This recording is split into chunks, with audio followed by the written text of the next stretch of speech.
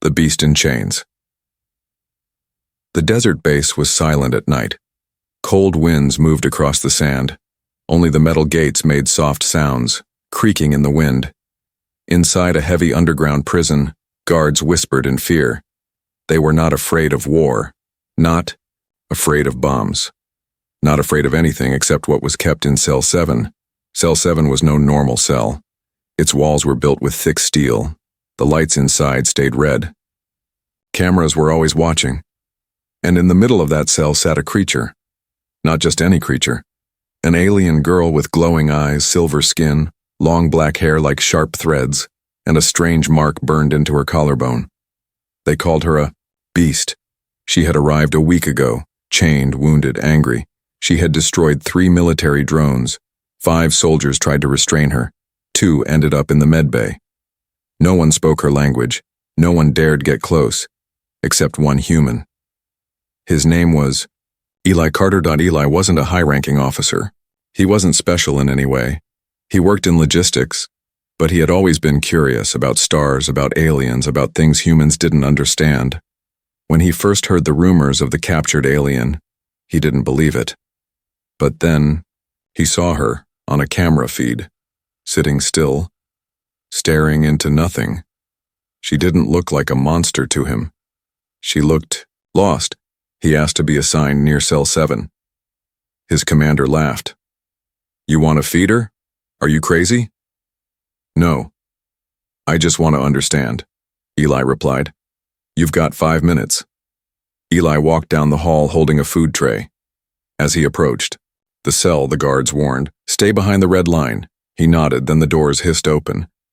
Inside, the alien girl didn't move. She sat with her knees pulled up, arms wrapped around herself. Eli placed the tray down just outside the red line. She didn't look at it. He knelt and whispered softly, "You don't have to be afraid." Her eyes moved. They were like glowing ice. She didn't speak. But for a moment, Eli saw something inside them. Not rage, not hate. Sadness. Every day, Eli returned. He left food. He said simple words. He brought her a blanket. Once he sat and read a book aloud, about stars and planets. She didn't respond, but one day he said her name, not the one the military gave her, the name he found in her file, taken from a damaged translation log, Sirika. She froze. Her head turned. Her voice was low, almost a whisper. Sirika. It was the first word she had spoken. From that day, everything changed. She began to eat. She looked at him when he spoke, and one day as he walked away, she stood and reached toward the glass. She placed her hand on it, and for the first time, smiled. The guards grew nervous. "She's manipulating him," they said. "Don't fall for it," others warned, but Eli knew better. She wasn't trying to hurt anyone. She was remembering who she was. That night, Eli had a dream. He stood in fire. Sirika stood beside him holding a blade of light.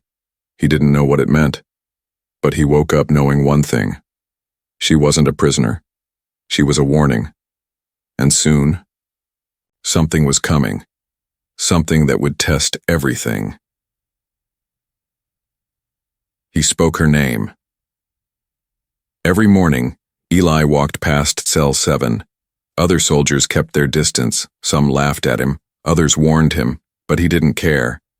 He carried a small notebook in, his pocket filled with alien words he had carefully translated from old mission reports. He had been studying, not because he had to, but because he wanted to speak to her. One quiet morning, he stood outside her cell again. The alien girl, Sirika, was seated in her usual spot, back against the far wall, legs folded beneath her, but today her eyes were open, watching him. She was no longer the wild creature he saw on day 1. She looked tired now, almost calm. He placed her meal near the entrance, just like always. Then he sat cross-legged across from her, without fear, without a weapon, and spoke softly. "Sirika, is that your true name?" For a second, she didn't move. Then, like a flicker of wind, she whispered, "Sirika." Eli's heart pounded. It was real. That was the moment. The wall had cracked. Later that day, he visited the base library and requested old files. Secret ones. Files from the first encounter with her species. The Carvora. Most humans believed the Carvora were dangerous, unstable, impossible to reason with. But the records told a different story. One page showed a younger Sirica, standing tall in ceremonial armor beside other nobles. She wasn't always a beast. She had once been a princess. The next evening, Eli returned, not with food but with something else. A small data tablet. He placed it on the floor, slid it into the cell through the sealed gate slot, then stepped back. She looked at it, suspicious, then slowly crawled over and picked it up. He pressed play. A short video began. Images of Carvora culture, temples, music, battles, honor rituals, family dances, laughter, things long forgotten. Her hands trembled as she watched. At the end, she looked up at him and whispered, "Why do you show me this?" Eli answered, "Because I think you forgot who you are." For the first time she stood, walked closer to the glass. There was no growl, no rage, just silence, and eyes that searched his. The next day, a siren blared across the base. A prisoner had tried to escape from cell 3. A guard had been injured. All security teams were called. Eli rushed toward the commotion, only to find a shocking scene. Sirica had left her cell on her own, without permission. 2 soldiers were pointing rifles at her. Eli stepped between them. "Lower your weapons," he shouted. "She's out of her cell." "She saved Private Lorne," someone said from the crowd. "She stopped the escape." Eli looked at her. "Why?" he asked quietly. She didn't speak, just tilted her head, as if the answer was obvious. "Because I protect what's mine," she finally said. That night, the base changed. Command didn't know what to do. She had saved a human, but she was still dangerous. Eli argued for supervised release. "She's not a threat anymore." They gave him one condition. If anything went wrong, he would take the blame. He agreed. The next morning, Sirica walked outside under the real sun for the first time since her capture. She squinted, covering her eyes. The wind hit her face. She looked up, and for the first time in her life, she smiled freely. A group of young recruits stared in fear. Sirica ignored them. She followed Eli to the training yard. There, they began to spar. She moved fast, sharp, elegant, precise, but never hit him. She could have broken him easily, but she didn't. Every move she made showed control. She was learning again. At the edge of the field, a senior soldier whispered to his partner, "She's not just tamed." "No," the other replied. "She's choosing to trust." Back in her cell that night, Eli sat outside the glass, exhausted. Sirica looked at him for a long time, then asked, "Why do you risk so much for me?" He looked up and smiled. "Because someone once said, 'Every beast has a story.' I wanted to hear yours." She looked away, then whispered something in her own language. Eli didn't understand it, but her voice was soft, gentle, like a forgotten melody. And Eli knew. She had begun to remember who she truly was. The chains began to crack.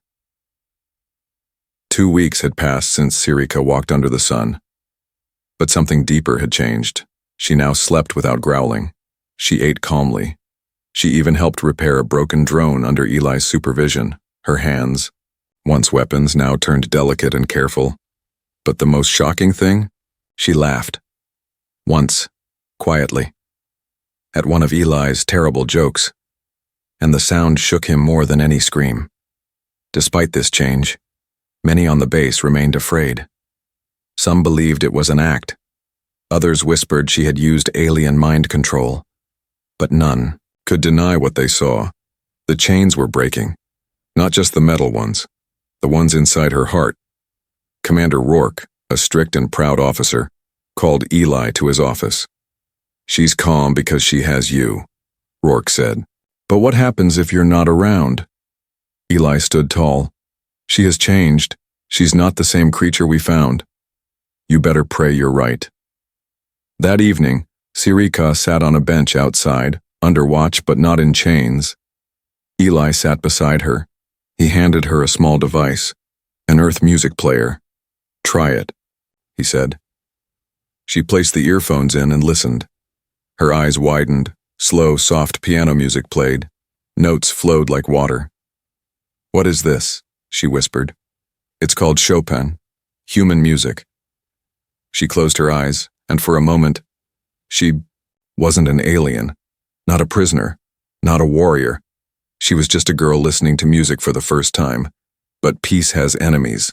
3 soldiers stood in the shadows watching her. Private Gray, a young hot-headed grunt, clenched his fists. She almost killed my brother. This is wrong. Letting her walk around like she's one of us? Private Hicks nodded. We should have spaced her weeks ago. Corporal Rayner, older, colder, stared. Not here, but soon. They didn't care about orders. They wanted revenge. The next morning, Sirika asked to join training, not as a guest, as a student. At first, the trainers laughed, but when she stepped into the circle and faced 5 elite cadets, the laughter died.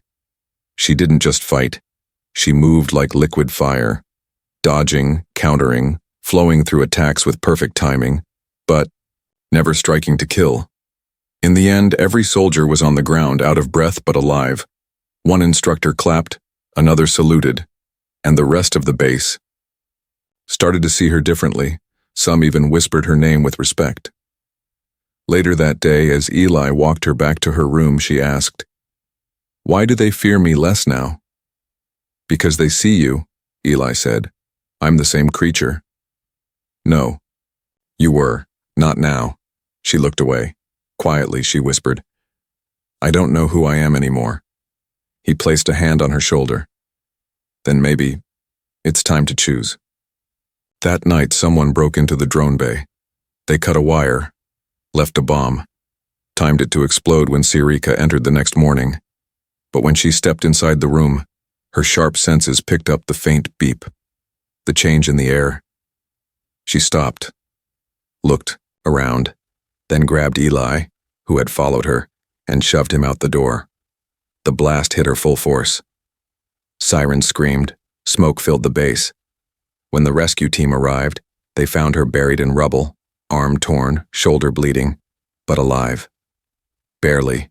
And, cradled in her arms, was Eli, untouched. She had shielded him with her body. In the med bay, doctors worked fast. They saved her. Her blood was different, strange, but her heart, it beat like theirs. When she opened her eyes, the first thing she said was, "Did he live?" Eli stepped forward, bandaged but standing. "I'm right here." She reached for his hand, and for the first time she said, "I am Sirika, not a beast, not a weapon.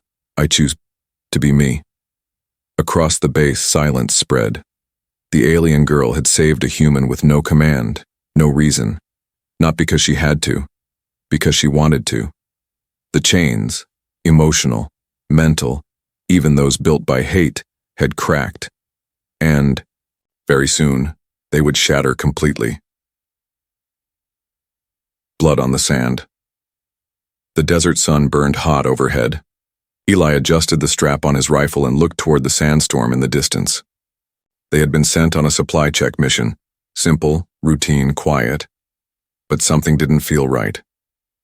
Sirika walked beside him, calm and alert. She wore a modified suit, part armor, part cloak. Her long black hair was tied back, and the mark on her collarbone was visible beneath the fabric. It wasn't just a scar anymore. It was a symbol of survival. Eli noticed how she kept scanning the horizon, like she felt danger before it could be seen, and she was right. They weren't alone. Hidden among the rocks were Private Gray, Corporal Rayner, and 2 others. Rayner watched through his scope. There they are, right on time. Gray held the detonator in his hand. She thinks she's a soldier now. Let's remind her she's a freak. Rayner growled. No killing the human, just the beast. They planted the charges in the canyon path. Waiting. Sirika. And Eli walked closer. The rocks shifted. A strange click echoed. Sirika froze. Eli raised his weapon, heart pounding. "What is it?" But she didn't answer. She grabbed him and threw him behind a sand dune. The explosion ripped through the air. Rocks flew. Dust choked the sky. Gunfire followed. Bullets cut the air. Sirika didn't run. She stood tall, silent, still, and furious. From the smoke, Raynor stepped forward, weapon aimed. "Should have stayed in your cage, alien," he fired. She dodged with impossible speed, then leapt. Her body became a blur of silver and shadow. One soldier screamed, another tried to retreat. She didn't kill them, just disarmed them. Broke their weapons, shattered their arrogance. Raynor reached for a blade, but she caught his wrist. "Mercy," she whispered, "is a choice." She twisted. The blade fell. He collapsed unconscious. Eli crawled out from behind the dune. He stared in shock.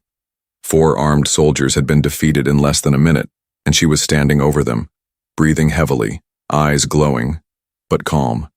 She turned to Eli. "You are safe?" He nodded slowly. "Thanks to you." She took a step, then collapsed. In the medbay, the doctors worked again. Her skin had burns. Her left shoulder was fractured, but she had protected everyone, even the ones who tried to kill her. Commander Rourke stood over her bed, silent. Eli said nothing at first. Then, he looked at the commander and said, "She saved me. Again." Rourke nodded slowly. "I know." A day later, Rourke made it official. Sirika was given a unit badge, not as a guest, not as a pet, as a soldier. The entire base watched the ceremony. She stood next to Eli, wearing Earth combat gear tailored for her build. When Rourke pinned the badge to her chest, she gave a traditional Carvora warrior salute, fist to heart. Head bowed. The humans responded with claps and cheers. She was no longer a prisoner, she was one of them. That night, Eli brought her to the edge of the base. The stars above were clear and endless. He pointed. "That one there, the bright one. That's Earth's North Star." Sirika followed his gaze. "It does not burn like the stars of my world," she said softly. "No," Eli replied, "but it's still light in the dark." She looked at him, her voice low. "I was born in war, made to fight, used to be feared, but no one ever looked at me like you did." "How did I look at you?" Eli asked. "Like I was more." Then, gently, she placed her hand over his heart. "You gave me back my name." And for the first time in her life, she felt free, but deep in space. A signal had already been sent. Her people had found her, and they were coming. She chose the human. 3 days later, a strange energy signal was picked up by the base's sensors, unidentified, powerful, fast. The sky above the desert cracked with blue lightning as a massive alien ship entered the atmosphere. It didn't send a warning. It didn't respond to human calls, it just hovered, silent, like a sleeping beast with glowing eyes. The entire base went into lockdown. Fighter jets scrambled, turrets powered on. Commander Rourke shouted, "Defense mode now!" But Sirika stood completely still. She had felt this energy before and she whispered, "They've come for me." The ship sent one message, transmitted across every human frequency. The alien voice was cold, full of power. "We are the Carvora Ascendancy. We demand the return of our property. The traitor known as Sirika." Everyone on base looked. At her, Sirika stood tall, fists clenched. Eli moved beside her. "You're not their property." She didn't speak. Her eyes stared at the ship, remembering her past. The training chambers, the punishments, the voices that told her what to be. But then she looked at Eli and saw something else. Choice. An envoy ship landed. From it, a tall alien stepped out, his armor bright gold, face hidden under a dark helmet. He removed it. His face looked like hers. Silver skin, black eyes, sharp jaw, but no warmth, only pride. "Sirika," he said coldly, "you are to return and answer for your treason. Come willingly and your death will be swift." The humans pointed weapons. Sirika raised a hand. "This place is now my home," she said calmly. The envoy stepped forward. "You belong to no one, not to them, not even to yourself." She stepped back beside Eli. "You're wrong. I belong to myself, and I choose him." She pointed to Eli. The alien envoy's eyes narrowed. "You formed a bond?" "Yes." The air turned cold. Everyone on the field froze. Carvora warriors began exiting the ship behind the envoy. Dozens of them, heavy armor, pulse weapons, ancient flags of war. Commander Rourke barked, "Get her out of here. They'll kill her for treason." But Sirika stood firm. No more running. She walked forward and raised both hands. Her voice rang out across the desert wind. "I reject your chains. I reject your rules. I reject your fear. I am Sirika, daughter of flame, and I choose this world." Suddenly, her skin lit up with glowing energy. Deep purple lines spread across her arms and neck like fire veins. The Carvora envoy stepped back in shock. "She activated the soul bond protocol," he gasped. "With a human? It's not possible." Eli stared at her, confused. "What's happening?" She turned to him and smiled softly. "I gave you my name. Now I give you my soul." Then she placed her hand on his chest. A soft glow passed into him. And at that moment Eli saw visions, her memories, the cold metal of alien prisons, the taste of her first food on Earth, the sound of his voice in her ears, the feeling of hope. Back in the present, the Carvora warriors raised their weapons, but Sirika's body exploded with light, not fire, not energy, pure will. She stood like a goddess, power flowing around her, and the message was clear. Touch him, and I'll burn the sky. The Carvora ship began to retreat, not in surrender, but in respect. The envoy, trembling, gave one last glance. "This isn't the end, traitor." And he left. Silence returned. Then cheers. Every soldier on base shouted, "Her name, Sirika. Sirika." She looked at Eli. He smiled. "You really chose me?" "No," she said gently. "I chose us." Warrior of Two Worlds. The world had changed. News of the alien standoff spread fast. Military leaders, diplomats, even Earth's president knew the name now. Sirika, the alien warrior who refused her empire for a human. And across the galaxy, the Carvora Ascendancy held emergency council meetings. No one had ever soul-bonded with a human before. It, too, was unheard of. It was dangerous. But to many young aliens watching the broadcast, Sirika had done something greater than fight. She had chosen peace, and that made her more powerful than any weapon. At the Earth base, things were tense. Sirika wasn't locked up anymore. She walked freely. She trained with soldiers, helped medics, even ate in the same mess hall. Still, not everyone trusted her. Some whispered behind her back, others avoided eye contact, but none dared challenge her directly, not after what they saw. One. First, Eli found her on the rooftop staring at the stars. He handed her a warm drink. "You okay?" She didn't answer right away. Then softly, "I'm scared." Eli raised an eyebrow. "You?" "Yes, not of battle. Of becoming something in between." The next day, Earth's military invited her to a secret meeting.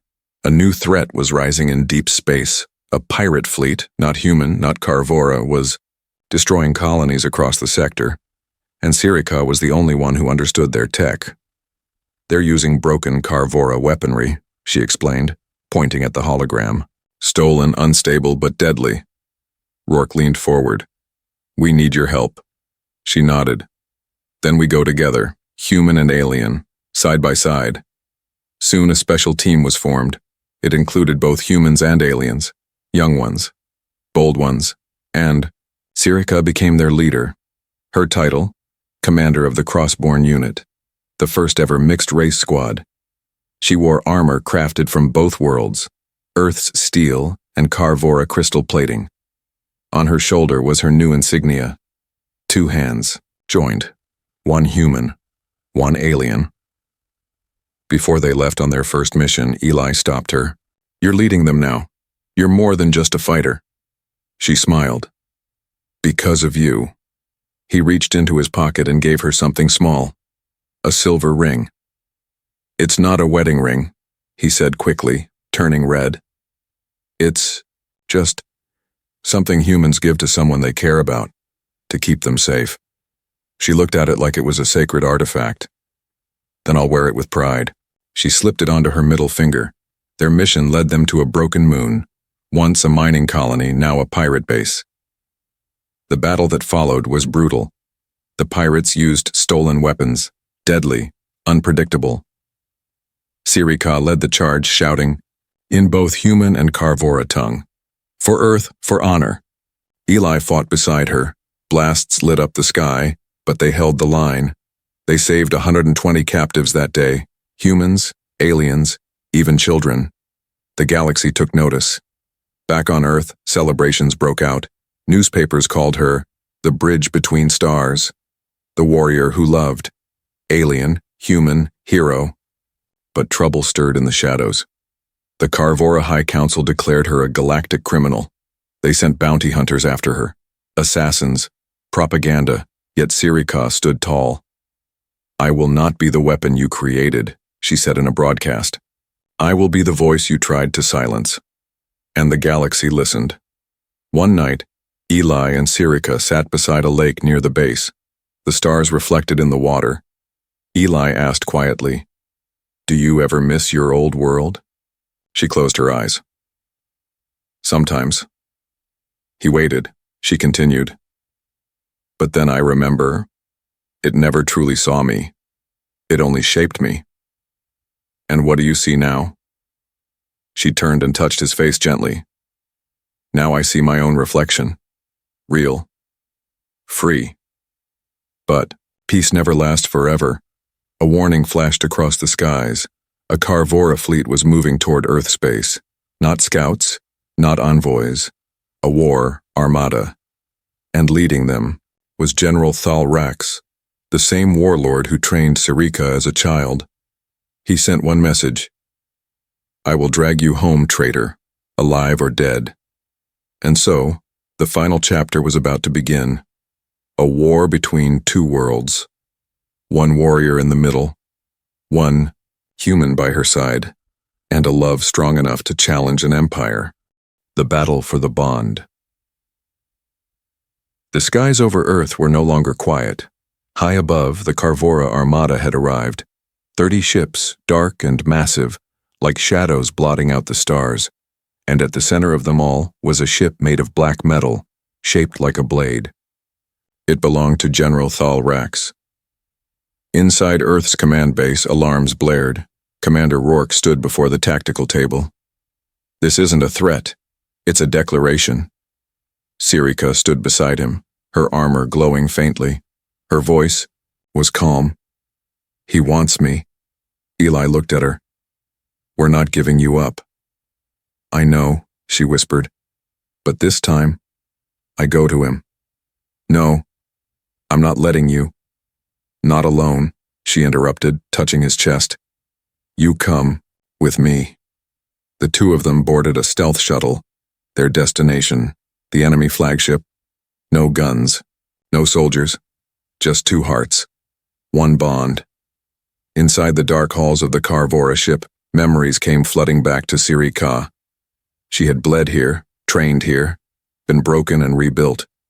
She walked with her head high now, stronger, free. At the center of the throne chamber stood General Thalrax, taller than any human, cloaked in ancient war robes. His eyes narrowed as he saw her walk in.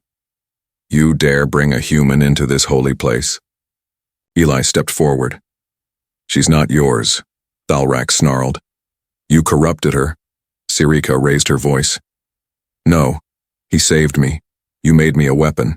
He made me a person." Thalrax drew his blade. Then die like one. The room erupted. Guards rushed forward. Sirika and Eli fought back to back. She moved like fire, fast, precise. Eli used human tactics, smart traps, quick thinking. The chamber shook with power. Thalrax was stronger, but Sirika had something more, as gay. Thalrax lunged forward. Eli was knocked to the floor, dazed. The general raised his sword. "I'll cut the bond myself." Sirika stepped in front. "Then you'll have to kill me first." And just before the blade could fall, she let go. She opened her mind fully to Eli. The soul bond flared like a star. Eli saw it all. Her past, her pain, her strength. And from that connection, power surged, not from weapons, but from love. The bond exploded outward, cracking Thalrax's blade in half. The chamber shook. Guards dropped their weapons, stunned. Even the ship's walls pulsed with energy. Thalrax fell to one knee. "What are you?" Sirika stood tall, glowing like a living comet. "I am not your tool, not your soldier, not your daughter of war. I am Sirika, bonded free and human by heart." The Carvora fleet received one final signal from their flagship: stand down. And they did. For the first time in history, an armada retreated from love, not fear. Back on Earth, Sirika was honored before the world, not with medals, but with a citizenship ceremony. She stood beside Eli as Earth's flag rose behind her. A Carvora child handed her a flower. She bent down and asked, "Do you know who I am?" The child smiled. "You're the alien who chose to love." She nodded. Later that night, as she and Eli watched the stars, he asked quietly, "What now?" She leaned her head against his shoulder. "Now, we live. We teach others what we learned. We protect peace. Together." "And the bond?" She smiled. "It's stronger than ever." Far across space, stories began to spread, stories of a girl with silver skin and glowing eyes, of a bond that stopped a war, of two hearts, one alien, one human, that changed the galaxy.